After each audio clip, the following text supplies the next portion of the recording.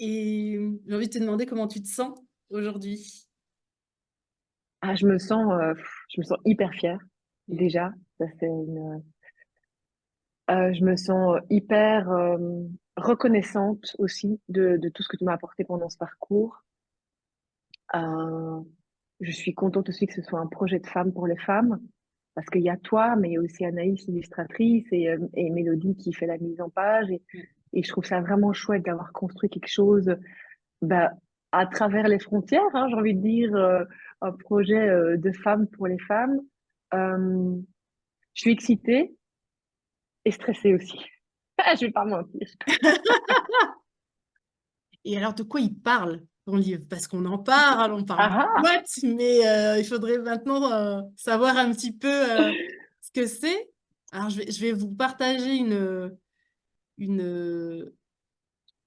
un visuel pour que vous puissiez déjà avoir une idée du livre fabuleux de Virginie Julien. Voilà. Est-ce que c'est Ouais, bon? ouais. Pandore a raison, ouvrons les boîtes. Ben donc, on a parlé de boîtes, et effectivement, c'est une exploration. Ce livre, c'est une exploration de 5 petites boîtes et de 5 grosses boîtes. Et alors, les 5 petites boîtes, c'est les injonctions inconscientes qu'on porte en nous et qui nous guident dans nos choix et nos décisions de vie sans qu'on le sache trop. Et ces injonctions, c'est sois parfaite, sois forte, dépêche-toi, fais plaisir, fais des efforts.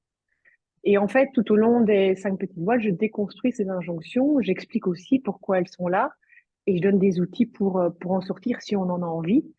Et dans la deuxième partie, c'est une partie qui est un peu plus essai, toujours du développement personnel, mais c'est un peu plus un essai, une réflexion sur 5 grosses boîtes. Parce que dans mon coaching, j'ai pris conscience que même si on essaie de dépasser les injonctions individuelles, si on ne se rend pas compte du monde dans lequel on vit, parfois c'est vraiment compliqué de les dépasser. Et donc, ces grosses boîtes, c'est les environnements dans lesquels on est. Et c'est la peur, l'argent, le patriarcat, les relations amoureuses et encore d'autres choses qui sont de l'ordre plus spirituel, j'ai envie de dire, d'autres boîtes en dernier chapitre que j'ouvre.